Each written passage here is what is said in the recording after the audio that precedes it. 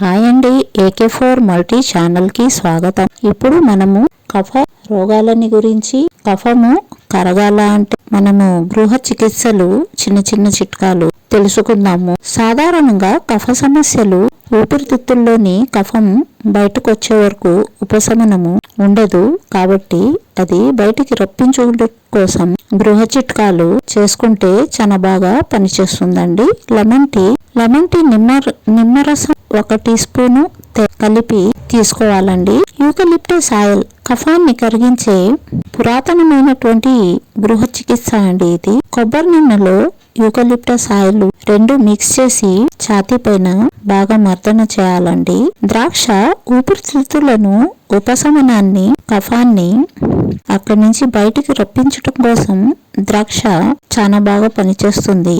కాబట్టి ద్రాక్ష రసం తాగాలి.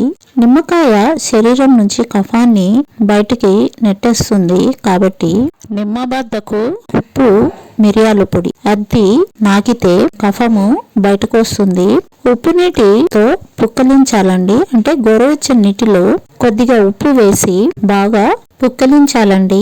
మిరియాలు, పసుపు 2 పొడులు వేడి పాలలో 1 అర స్పూన్ వేసి తాగాలండి. అల్లం రసములో 1 టీ స్పూన్ తేనె కలిపి తాగాలండి. ఇకపోతే లవంగం టీ అండి. చిన్న అల్లం ముక్క, దాల్చిన చెక్క చిన్న ముక్క, 2 లవంగాలు వేసి 2 గ్లాసులు నీళ్లు వేసి బాగా మరిగించాలండి.